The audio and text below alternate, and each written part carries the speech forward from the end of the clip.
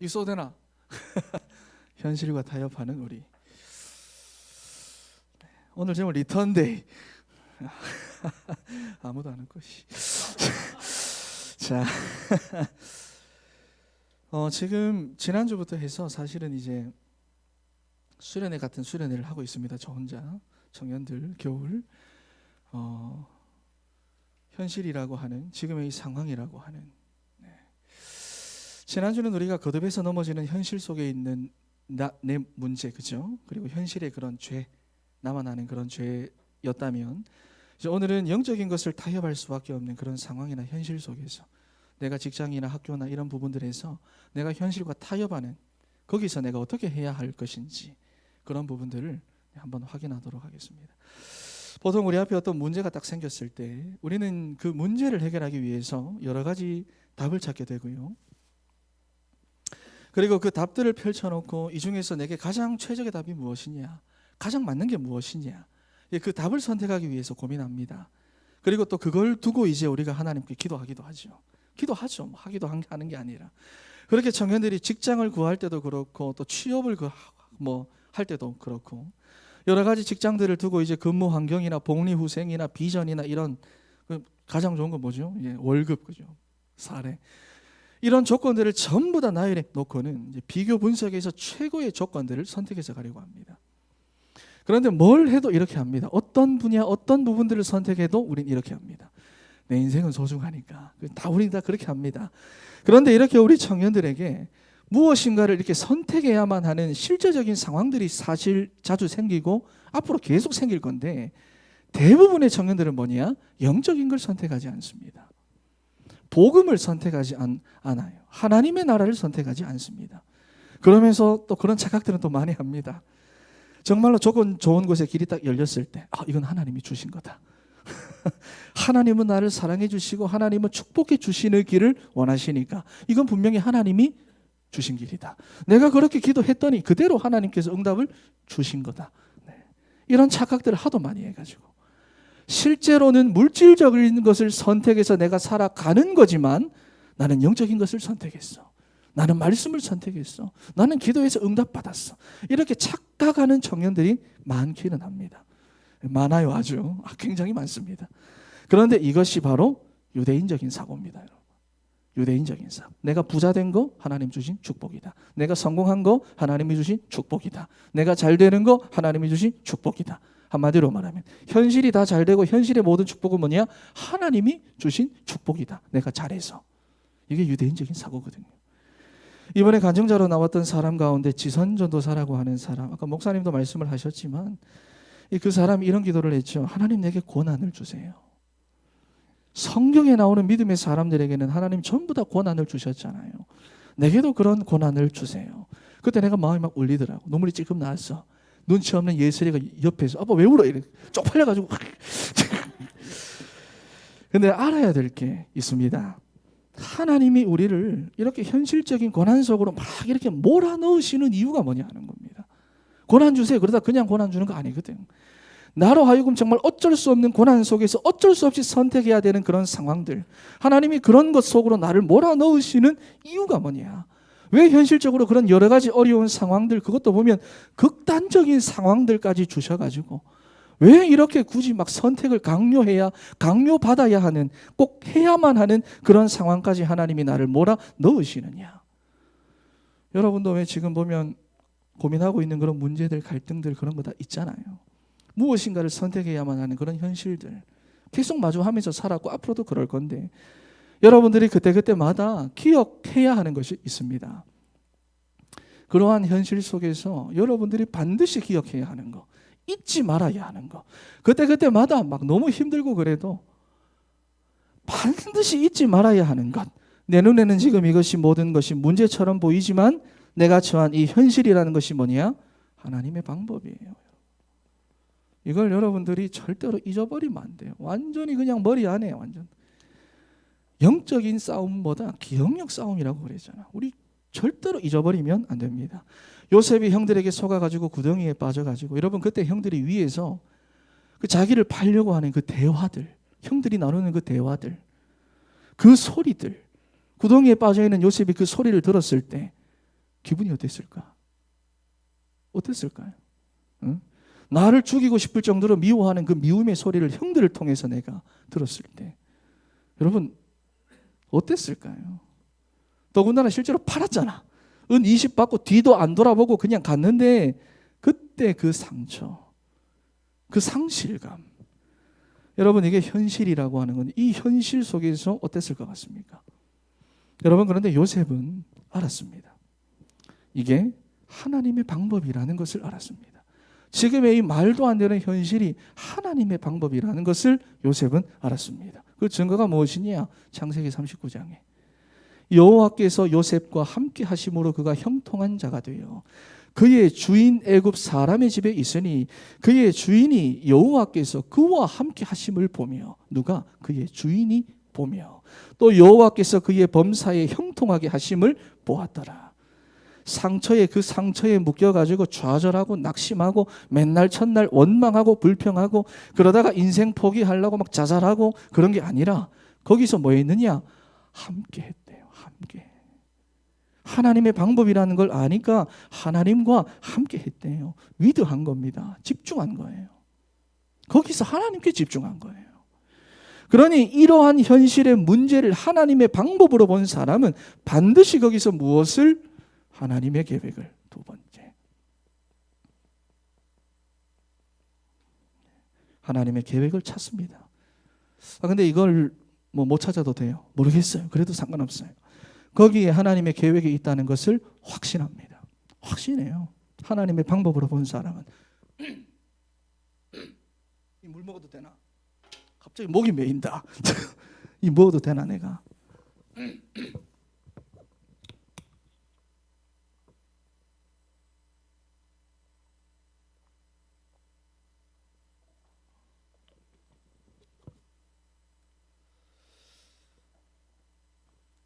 갑자기 이렇게 찬바람이 목에 훅 들어와가지고 이렇게 목 아프면 나 반드시 감기 오는데. 자, 여러분 그러니 거기서 뭘 붙잡겠어요? 하나님의 방법, 하나님의 계획 확신한 사람은 하나님의 언약 붙잡습니다. 말씀 붙잡아요. 말씀 붙잡아요. 기독 청년들이나 성도들이나 우리 목사님 설교가 어떻고 저떻고 막 이런 말 진짜 되게 많이 하거든요. 그게 전부 다 뭐냐? 이걸 못 봐서 그렇습니다. 이걸 못 봐가지고 다른 이유가 아니에요, 여러분. 그래서 하나님의 언약 붙잡고 하나님의 말씀을 붙잡은 사람은 거기서 원망하고 불평하고 뭐 이것 때문에 저것 때문에 이렇게 탓하는데 자기 인생을 허비하는 게 아니라 거기서 하나님의 말씀을 붙잡고는 뭐 하느냐? 하나님이 원하시는 갱신을 합니다. 나를 바꿔버려요. 나를 바꾸는 겁니다. 이번에 어떤 청년 중에 한 명이 다니엘 기도회 중에 나한테 와가지고 이런 말 하더라고요. 목사님, 이번에 간증을 다 들어보니까 공통점이 하나님께서 이 사람들에게 고난을 주신 이유가 결국에는 나중심이라고 하는 거, 이거 하나 무너뜨리려고 주는 거네요. 나중심. 그래서 내가 속으로, 내가 겉으로는 내가 칭찬을 안 했지만 교만해질까 봐 내가 그래도 속으로는 그래도 메시지를 갖고 있으니까 그게 보이는구나. 잘하다 듣네. 내가 그렇게 생각했어요. 나중심. 이거 하나 무너뜨리려고. 여러분 진짜 언약 가진 사람은요. 현실에 막다른 상황에 몰린다고 해도 문제 바꾸려고 막 발버둥 치지 않습니다. 사람 바꾸려고 기도하지 않습니다. 일을 바꾸거나 응답을 받으려고도 하지 않고 축복을 받으려고도 하지 않습니다. 하나님의 말씀을 통해서 하나님이 원하는 나, 하나님이 기뻐하는 나, 하나님이 디자인하신 나, 그걸 찾아서 나를 변화시켜버립니다. 성경의 모든 인물들 보세요. 고난 속에서 나를 바꿉니다. 하나님이 원하시는 건 나의 변화입니다, 여러분. 그러면 그때 보이는 것이 있습니다. 하나님이 나를 위해서 준비하신 미래. 내가 계획하고 내가 설계하고 내가 디자인한 그런 미래 말고 하나님이 나를 위해 준비하신 미래, 그게 보입니다, 여러분. 확실하게 보입니다. 아브라함이 그랬습니다. 아시잖아요. 야곱도 그랬습니다. 아까 전에 살펴본 요셉도 그랬고 다윗도 그랬고 오늘 이제 살펴볼 다윗도 다니엘도 그렇잖아요. 그러니 여러분이 지금의 현실 속에서 절대로 잊지 말아야 되는 것이 뭐냐? 이겁니다. 하나님의 것 5가지. 그 현실 가운데서 지금의 현실이 그 전부 아니다. 지금 내가 보고 듣고 느끼고 하는 거 이거 전부 다가 아니다. 이거 하나님의 방법이고 이 가운데 하나님의 계획이 있다. 그러면 타협하지 않습니다. 현실하고. 타협하지 않아요. 오늘 1절에 보니까 유다왕 여호야김이 나옵니다. 이 왕은 아주 악한 왕입니다. 자기 아버지와는 다르게 진짜 나쁜 짓 많이 한 사람이에요. 자기 아버지가 헐어버렸던 그 우상의 산당들 다시 다 지워버립니다. 그래서 이스라엘로 하여금 다시 다 우상 숭배하게 만들었어요. 그리고 예레미야 36장에 보면 하나님의 말씀이 기록되어 있는 그 두루마리 성경 귀하잖아요. 모든 신하들 앞에서 몇 장 이렇게 만들고는 그걸 다시 자기 손으로 받아서 면도칼로 난도질하고는 그걸 화로에 집어넣어서 태워버립니다. 그것도 이제 남들한테 시킨 것도 아니고 직접 받아가지고 직접 난도질해서 직접 화로에 넣는데 이거를 계속 반복해서 결국은 그 두루마리 성경 다 태워버립니다. 읽게 하고 받아가지고 난도질하고 태우고 듣게는 하고는 아니다. 이렇게. 심지어 하나님이 보내신 선지자를 갖다가 다른 사람 보고 죽여라 시킨 것도 아니고요. 자기가 직접 살해해버립니다. 칼로 찔러가 왕이. 그러니까 이 사람 대단한 왕이죠. 그죠? 그런데 성경에 보면 그 이유가 나오는데 이유가 뭔지 아세요? 이유가 뭔지 아세요? 지 마음에 안 들어서 그런 거예요. 내 마음에 하나님의 말씀이 내 마음에 안 들어서 그런 거예요. 여러분 이해가 됩니까? 사실 저는 이해가 되거든요. 여러분도 이해가 되잖아요. 왕의 자리에 있습니다. 이 사람은 권력이 있고 힘이 있고 능력이 있고 파워가 있어요. 그리고 사람들이 막 자기 밑에서 막 굽신거립니다. 자기가 최고예요. 그런데 선지자 하나가 와가지고는 하나님의 말씀이라고 막 짓거려 대는데 들어보니까 이게 내 마음에 안 들어. 내가 이렇게 살다가는 내가 망한데 나라가 다 망한데 자꾸 듣고 있으니 기분이 나빠. 그러니 거기에 딱 잡혀가지고 꽂혀가지고 그런데 이 사람은 왕이고 힘이 있으니까 그냥 지 마음에 안 드는 거 다 치워버리는 거예요. 그런데 우리가 왕이 아니고 힘이 없고 권력이 없어서 여러분 우리가 그런 거지. 우리도 사실 똑같잖아요. 이해됩니까? 아무리 하나님의 말씀이라고 해도 내 마음에 안 들면 일단 무시해버립니다. 내 마음에 안 들면 안 들어요. 피해버립니다. 뒤로 가서 그리고는 확 씹어버립니다. 이게 바로 영적인 상태라고 하는 거고 교회를 다닌다고 하는 청년들의 영적 상태인데 이게 예레미야 36장에 나옵니다. 더군다나 거기 있던 사람들이 그 왕과 함께 있었던 사람, 왕이 막 그 짓을 해도 그 가운데 함께 있었던 그 사람들이 하나님의 말씀을 읽어주는 하나님의 말씀을 듣고 또 왕이 이런 행동을 할 때 함께 있었는데도 그들에게 두려움이 없었고 회개가 없었다고 말씀해요. 두려움이 일절 없었대요.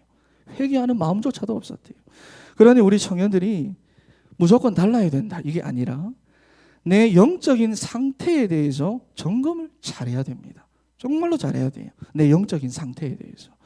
그래서 내가 옳다는 거 말고 사람들이 옳다는 것도 말고 세상 분위기 그런 거 말고 하나님의 말씀을 하나님의 말씀으로 들을 수 있는 상태인지 아닌지 여러분 스스로가 이것을 갖다가 늘 점검해 봐야 됩니다. 안 그러면 여러분 여호야김이랑 다를 바가 없어요. 그 사람이랑 내랑 다른 거 나는 왕이 아니라는 거 힘이 없다는 그거밖에 없지 영적 상태는 똑같다고 말입니다. 그런데 봐보세요. 우리도 지금 이러한 영적인 분위기 속에서 자라왔어요. 나라고 하는 창세기 3장 6장 11장 여기도 그렇잖아요. 다니엘도 이런 분위기 속에서 우리랑 똑같이 이런 분위기 속에서 이런 영적 상태 속에서 자랐다는 겁니다. 핑계 댈 게 없어. 여호야김 시대에 그 왕을 섬기는 귀족들이 왕 옆에서 왕이 하는 거 보고 두려움이 없었대요. 한 사람도. 회개하는 사람이 한 사람도 없었대요. 그 귀족 집안의 사람이 누구냐? 다니엘입니다. 여러분. 그러니 어릴 때부터 무엇을 보고 듣고 자랐을까요? 귀족이니까 사실은 왕이 하자는 대로만 하면 사실 아무 문제도 없이 살 수 있는 그런 인생인데 그런데 하나님께서는 우상 숭배에 빠진 이스라엘을 왕족이고 귀족이고 뭐 백성이고 나발이고 간에 전부 다 바벨론의 포로로 다 끌려가게 하시는데 그 중에 있었던 게 누구냐? 다니엘이라는 겁니다.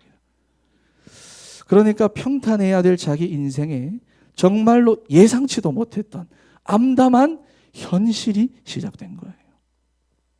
절대로 있을 수도 없는 그런 현실의 일이 일어난 거고 예상하지 못한 일이 갑자기 터져버린 겁니다. 이제는 다른 나라에 가서 망가진 인생을 살아야 되는 거잖아요. 그 나라의 말을 배워야 되고 우리가 본문에서 읽었지만 그 나라의 학문을 배워야 되고 그 나라의 음식을 먹어야 되고 이름까지 바꿔야 되는 그런 현실적인 문제에 직면하게 된 겁니다. 그런데 다른 소년들이나 청년들은요. 그 현실과 어떻게 하느냐?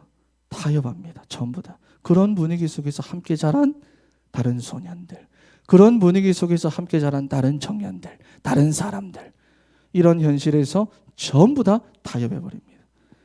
왕이 지정하여 그들에게 왕의 음식을 먹게 하고 그가 마시는 포도주를 마시게 했는데 다른 소년들은 전부 다 먹고 마셨어요. 그런데 다니엘은 여기서 뭐라고 말합니까? 나는 이 고기를 절대로 먹지 않겠다. 나는 절대로 손대지 않겠다 그래요. 8절에 한번 보니까 다니엘은 뜻을 정하여 왕의 음식과 그가 마시는 포도주로 자기를 더럽히지 아니하리라. 우리 8절 말씀 한 번 더 읽어보겠습니다. 시작. 천천히.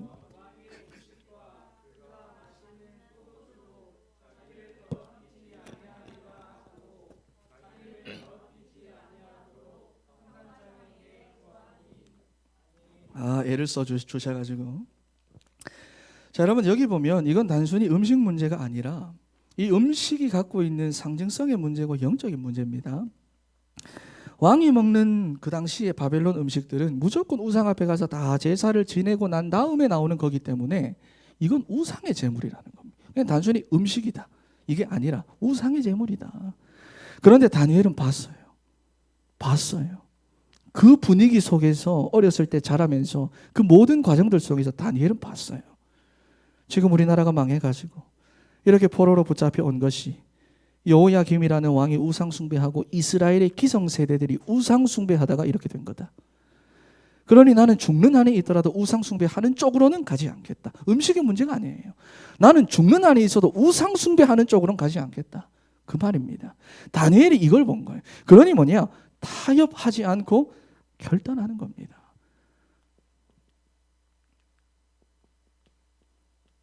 여러분, 결단하는 겁니다. 결단이요. 여러분의 현실이 어렵고 환경이 어렵고 상황이 어려울 때 여러분이 그때 정확하게 봐야 됩니다. 왜 자꾸 타협하느냐? 보는 것을 잘못 보기 때문이에요. 문제를 진짜 문제가 무엇인지를 보지 못하기 때문이에요. 왜 이런 문제가 내게 왔는가? 아무리 교회를 오래 다녔어도 내가 여전히 여러분 창세기 3장의 그 흐름 속에서 살아가고 있다면 문제가 오는 건 당연합니다. 왜 왔지? 아니요, 당연한 거예요. 당연한 게 온 거예요. 아무리 훈련을 많이 받고 말씀을 많이 알아도 내가 여전히 창세기 3장, 6장, 11장의 그 흐름 가운데서 내가 여전히 살아가고 있다면 실제로 내게 필요한 게 뭘까요? 육신적인 겁니다. 내가 하나님께 기도하고 구하는 게 뭘까요? 물질적인 거, 육신적인 겁니다. 그러니 타협을 할 수밖에 없는 거고 이러한 삶이 그냥 한 번, 두 번이 아니라 계속해서 반복되니까 내가 모태로부터 예수를 믿었다고 하지만 이런 삶이 30년, 40년 계속해서 반복되다 보니까 하나님의 말씀이 살아가면 살아갈수록 또 들으면 들을수록 나랑 안 맞을 수밖에 없는 거예요. 이걸 뭐라고 말합니까? 당연. 문제가 오는 건 당연합니다. 내게 필요한 건 뭡니까? 육신적인 거예요. 절대 하나님의 절대적인 것이 나와 안 맞다 그 말이에요. 그러니 청년들이 보면 결단 없는 신앙생활만 반복해서 합니다. 적당하게 그냥 하는 거예요. 그런데 문제가 뭔지를 정확하게 보면 현실이라고 하는 이 문제 앞에서 믿음으로 결단할 수가 있습니다. 믿음으로 선택할 수가 있다 그 말이에요. 여러분의 인생이 앞으로 정말 이런 현실적인 문제들이 계속해서 올 건데 취업을 하는 것도 그렇고 만약에 여러분 결혼을 하는 것도 마찬가지입니다. 진짜로 많은 현실적인 그런 문제들 그런 것들이 찾아옵니다. 그런데 뭐냐? 그때가 바로 뭐냐? 타협하는 순간이 아니라 하나님이 나를 그렇게 막 현실적인 그런 선택을 할 수밖에 없는 그런 상황 속으로 몰아넣으시는 그때가 바로 뭐냐? 믿음의 결단을 요구하시는 시간표라 그 말이에요. 여러분 그 부분을 알아야 됩니다. 대다수의 그런데 그 청년들은요 그냥 타협해버립니다. 적당이라고 하는 노선을 선택해서 버스 타고 가버립니다. 내가 지금 목사님 사실 너무 힘들잖아요. 내 상황이지만 어쩔 수가 없는 거잖아요. 그냥 눈에 보이는 이익 손해 그거 따져가면서 계산하고 자기 이익 따라서 그냥 선택해서 가버립니다. 여러분 간단한 예를 들어보면 예배를 드리기 힘든 상황이 여러분들에게 반드시 찾아올 겁니다. 앞으로 직장 생활하든 뭘 하든 간에. 어른들 보면 다 알잖아요. 그리고 또 복음의 유익이 되는 쪽으로 내가 갈 수 없는 그런 상황도 반드시 생깁니다. 여러분, 이번 주는 어떤 청년이 나한테 그랬거든요. 목사님, 인생에는 돈이 정말 중요한 것 같아. 뜬금없이 돈이 정말 중요한 것 같아. 그래서 지금은 내가 돈 벌어야 돼요. 돈 벌어야 돼요. 그런데 그게 아니라 그때 우리가 뭐 해야 되는 시간표냐? 결단해야 되는 시간표입니다. 결단의 시간표를 하나님 주기 위해서 몰아가시는 거예요. 간증하시는 분들 보면 전부 다 그렇잖아요. 그죠? 여러분, 어떤 책에 보니까 죽은 시체는 그 방의 온도와 같은 온도를 가지고 있다, 이런 말이 있더라고요. 예를 들어서 지금 이곳이 굉장히 더우면 죽은 시체의 온도도 똑같이 더운 상태, 그 말이고, 지금 이곳의 온도가 막 차고 시원하면 시체의 온도도 이곳의 온도와 똑같이 차고 시원해진다는 겁니다. 다시 말해서 생명이 없는 상태는 환경의 영향을 100% 받습니다. 세상의 분위기, 환경의 영향을 100% 받습니다. 이게 죽었다는 증거입니다. 주변 사람들이 말의 영향 100% 받습니다. 주변 사람들이 뭐 한다? 거기 영향 100% 받습니다. 이게 죽었다는 증거고요. 하지만 살아있는 생명은 어떻습니까? 이 영향을 받지 않고 자기 몸의 온도를 지키고 유지하기 위해서 본능적으로 막 애를 씁니다. 추운 방에 들어가면 어떻게 하죠? 몸을 막 본능적으로 벌벌벌벌 막 떨어서라도 본능적으로 운동을 시켜서라도 열을 내게 하는 거예요. 이게 산 사람의 특징입니다, 여러분. 뜨거운 사우나에 들어가도 마찬가지죠. 겉에 있는 피부만 뜨거워질 뿐이지 실제 내 몸 안의 온도는 여전히 36.5도를 계속 유지하고 있다고 말이에요. 왜? 땀을 계속 배출하니까. 이게 살아있는 사람의 특징입니다. 자기 체온을 유지하기 위해서 본능적으로 땀을 배출하고 애를 쓰는 거예요. 마찬가지로 창세기 3장의 영향을 받지 않는 것, 6장, 11장의 영향을 받지 않는 것. 영이 죽어서 지금까지는 내가 이 함정 가운데 빠져 살아왔지만 이제는 정말 예수 그리스도를 통해서 내가 새로운 생명을 얻게 된 그 인생은 여러분에게 나 예수 그리스도의 생명이 있다. 나 이 생명을 누리며 산다. 그리스도 예수 안에서 나를 발견한 인생이다. 빌립보 3장의 바울의 고백처럼 다 배설물로 여기고 그리스도 안에서 내 인생, 나 그거 발견되었다. 그러면 창세기 3장의 영향을 여러분 받지 않기 위해서, 다시 내가 그 옛사람의 모습으로 돌아가지 않기 위해서 타협하지 않습니다. 이게 본능이고 이게 당연히, 이게 진짜 당연이에요. 그리스도 예수 안에는 하나님의 자녀의 당연은 뭐냐? 이거예요. 타협하지 않습니다. 결단합니다, 여러분. 거기서. 창세기 3장의 당연은 뭐죠? 문제입니다. 하나님 자녀의 당연은 뭐죠? 결단합니다, 여러분.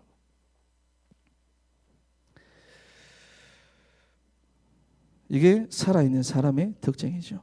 환경이 열리면 하겠습니다. 그러니 하나님, 환경을 열어주세요, 제발. 문제 해결해 주세요. 이런 말 하지 않습니다. 타협하지 않아요. 적당히 하지 않아요. 여러분, 적당히 한다는 것은 그냥 내 기분에 이 정도 그런 거지, 적당히 한다는 것은 죽은 것과 똑같은 겁니다. 이미 내가 그 환경의 영향을 100% 받고 있다는 거예요. 적당히 한다는 것 자체가 내 만족이지, 그냥 내 위안이고 내 위로지 그냥. 아니 목사님, 뭐 어쩔 수가 없는 거잖아요. 지금 내가 경제적으로 너무 어려우니까 지금은 내가 나가서 일해야 됩니다. 바빠서 예배할 수가 없어요. 여러분, 그렇다고 해서 거기에 내가 맨날 끌려다니면서 살아가는데 그거는 뭐가 없는 거다? 힘이 없는 거예요. 여러분, 힘이 없는 거. 내가 힘이 없어 그런 거예요. 여러분, 빌립보서 4장 12절 말씀을 찾아보겠습니다. 빌립보서 4장 12절 말씀.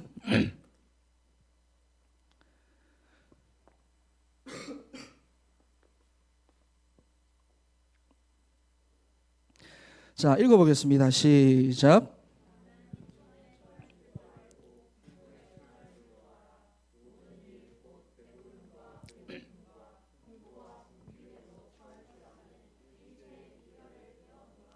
아멘. 이게 감격했는데 목에. 자, 여러분, 이거를 3번역 성경으로 제가 한번 읽을게요. 나는 비천하게 살 줄도 압니다. 풍족하게 살 줄도 압니다. 배부르거나 굶주리거나 풍족하거나 궁핍하거나 그 어떠한 경우에도 적응할 수 있는 비결을 배웠습니다. 그 어떠한 경우 상황에도 적응할 수 있는 비결을 배웠다는 겁니다.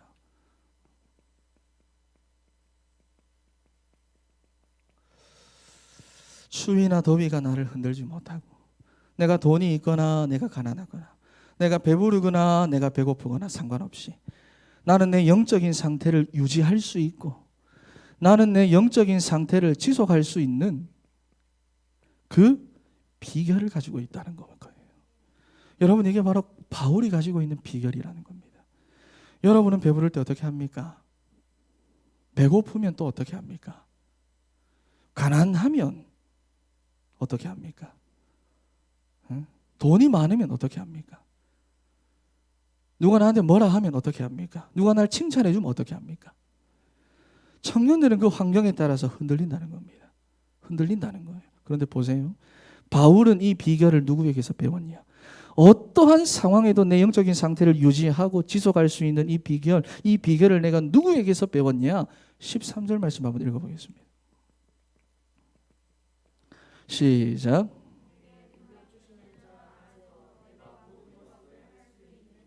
아멘. 누구에게서 배웠습니까? 내게 능력 주시는 자 안에서. 나에게 능력 주시는 이 그리스도 예수를 통해서 내가 모든 것을 할 수 있느니라. 이게 뭐냐? 필요입니다, 여러분. 내 인생에 필요한 것은 육신적인 거, 물질적인 거 아니에요. 내가 진짜 하나님의 자녀고 그리스도 안에서 내 인생이 발견됐다면 지금 이 순간에 내게 가장 필요한 건 뭐냐? 그리스도입니다, 여러분. 그리스도. 이게 진짜 필요해요. 이런 기도가 나오는 거예요.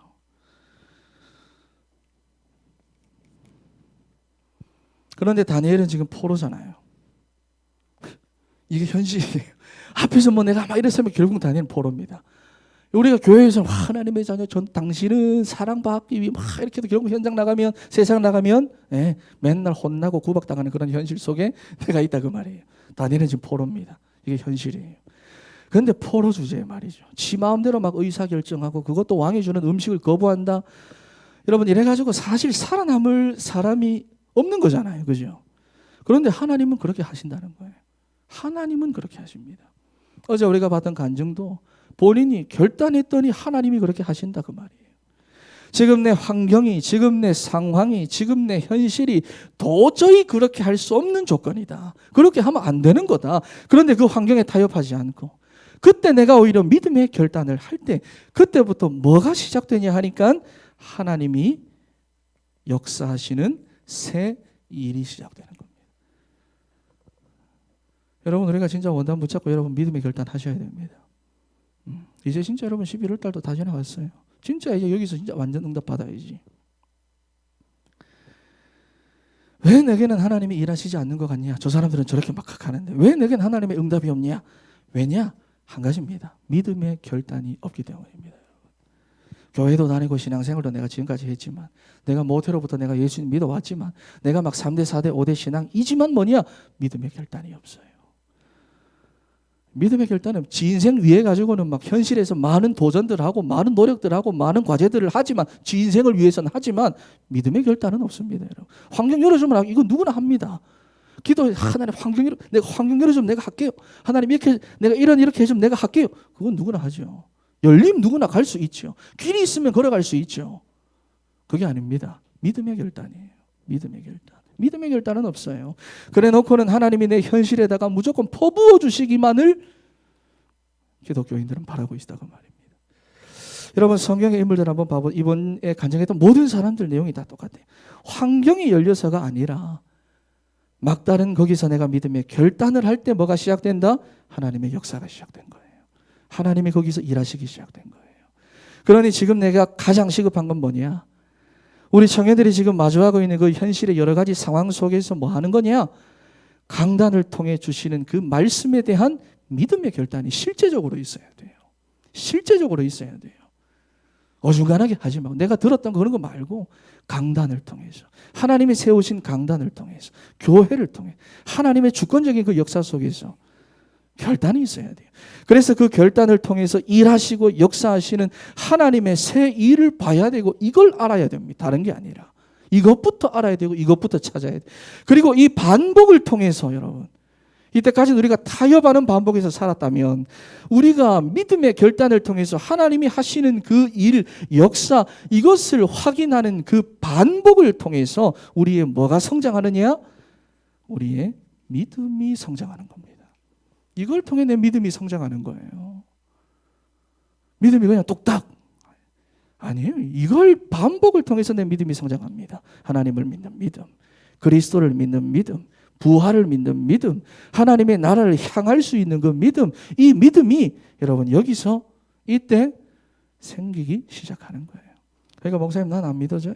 하나님 살아계신지 안 살아계신지 모르겠어요.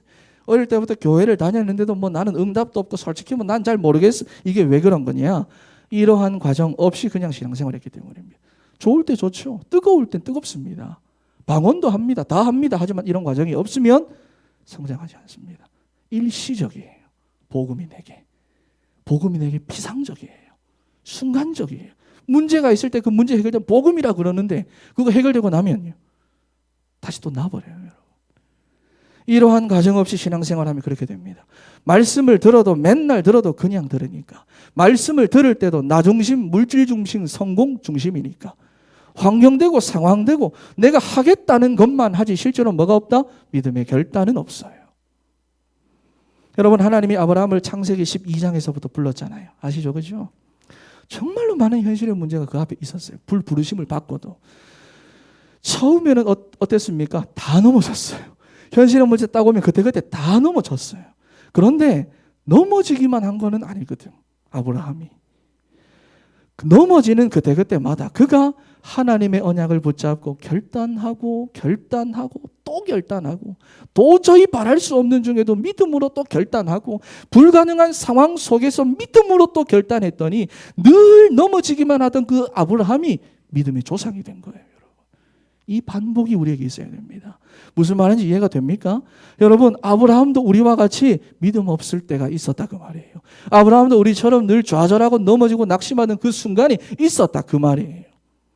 그런데 현실의 문제를 만난 그때, 현실적으로는 도저히 바랄 수 없고 믿어지지도 않고 이해도 안 되는 그때 아브라함이 하나님의 말씀대로 믿고 결단했더니 하나님께서 새 일을 시작하신 겁니다. 그런데 여러분에게 만약에 이러한 과정이 없다면 아무리 신앙생활해도 여러분에게 믿음이란 건 뭐냐? 복음이란 건 뭐냐? 하나님의 나라란 건 뭐냐? 확실하게 이거다 이래 붙잡히는 건 없고 계속 두루뭉술하게 남아있을 겁니다. 맞는 건 알겠는데 나한테 잡히지 않아요. 그런 거는 같은데 내게 실제로 잡히지 않는다 그 말이에요. 비상적이죠. 안개처럼 그냥 희미하기만 할 거예요. 그러니 현실의 흐름에 끌려다니면서 그러니 타협을 하는 나라가 안 맞네, 모르겠네. 앞으로 여러분의 삶에는 반드시 문제가 올 거고 선택을 해야만 하는 실제적인 상황들 앞에 여러분들이 자주 서게 될 겁니다. 그러면서 비교하겠죠. 나와 남들을 비교하고 우리 집과 다른 집을 비교하고 여러 가지 조건들 비교 분석하고 이제는 여러분들이 이때 다른 걸 하셔야 됩니다. 뭐냐? 믿음의 결단하셔야 돼요. 진짜 믿음의 결단하셔야 돼요. 왜냐하면 하나님께서는 그때 역사하십니다. 오늘 본문 9절 말씀을 보면은 한번 읽어보겠습니다. 9절 말씀 읽어보겠습니다. 시작. 다니엘 1장 9절.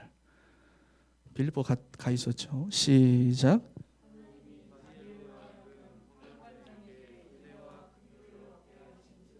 아멘. 사실은 지금 굉장히 이상한 일이 벌어진 거예요.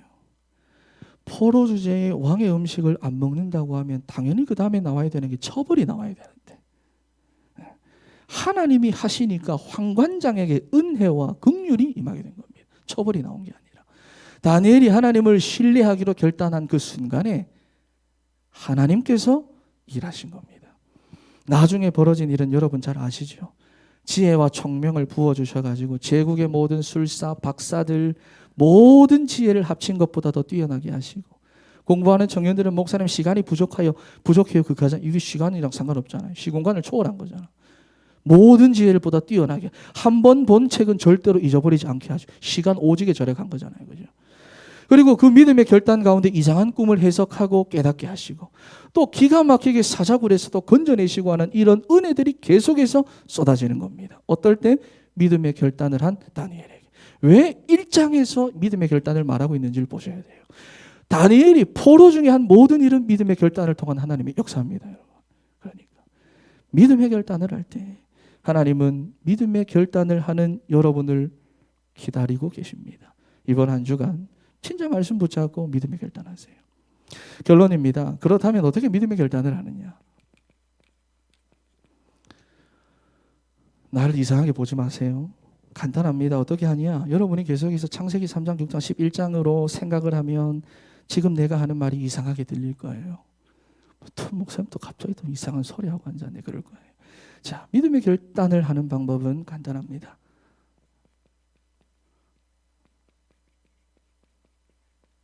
이거 하시면 돼요. 여러 가지 선택지 중에서 손해보는 일, 내가. 이해가 됩니까? 누가 봐도 손해보는 일 하면 돼요.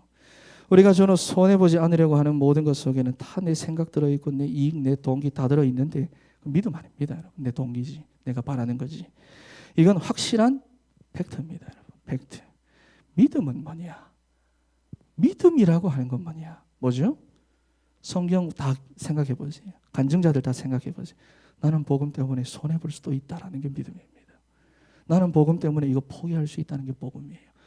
여러분, 우리가 연예인들 그런 사랑 이야기 들어보면 뭐 어디로 유학 갈 일이 생겼는데 내가 이 사람이랑 너무 사랑해서 결혼하고 싶어서 거기 가지 마라 그래가지고 유학 가는 거 포기하고 결혼했다, 뭐 이런 이야기들 많잖아요. 사랑해도 자기 것들 포기하는데 믿음이라고 하는 건 뭐냐?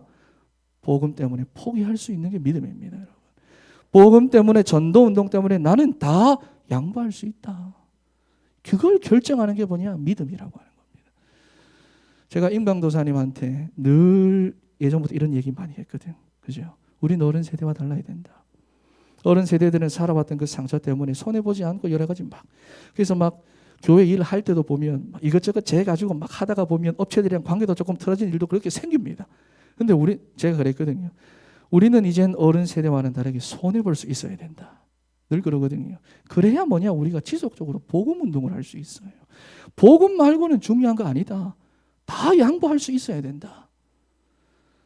네, 손해보는 거. 그래서 여러분, 강단으로 다시 정리를 하면 오늘 보면 성회로 모이라 그랬잖아요. 여러분들은 지금도 또 현장으로 돌아가면 모입니다. 직장으로서 또 가정에서 이것저것으로 다 모이죠. 그런데 여러분 확실하게 성회, 구별된 모임이죠.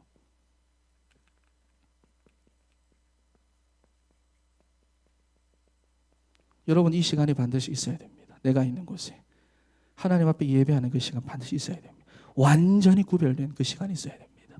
완전히 구별된 시간. 매일매일의 삶 가운데서 내가 정말 하나님 앞에 하나님만 완전히 찾을 수 있는 완전히 구별된 시간. 예배도 마찬가지. 예배는 당연한 거고 이 시간 반드시 있어야 됩니다. 성회. 두 번째, 희생제물. 무엇입니까? 복음입니다. 거기서 뭐 하느냐? 구별된 그 시간에 내가 뭐 하느냐? 복음입니다. 이거 하는 겁니다, 여러분. 이래 즐거워해라. 무엇이죠? 집중입니다. 내가 있는 거기서 복음에 완전히 집중하는 그 시간이 여러분에게 반드시 있어야 돼요. 매일매일. 그래야 뭐냐? 내가 삽니다. 내가 살아요. 내가 회복됩니다. 내가 회복돼요. 그러면 그 힘을 가지고 다 양보할 수 있어요. 손해보라라는 말 아닌 거 알죠? 양보할 수 있어요. 양보할 수 있어요.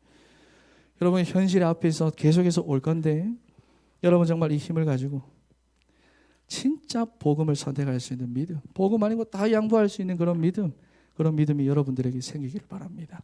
여기 보면 진짜 희한한 말이 있거든. 고린도후서 아까 8장이었나? 2절 말씀에 보면 너무 힘들고 너무 환난 가운데 너무 고난당하고 너무 가난한데 어떻게 넘치는 연보를 이건 다른 말이거든. 어떻게 그럴 수가 있지? 너무 힘들고 너무 가난한데 너무 고통스러운데 왜 그럴 수 있지? 믿음의 결단이에요. 힘이 있었던 거예요.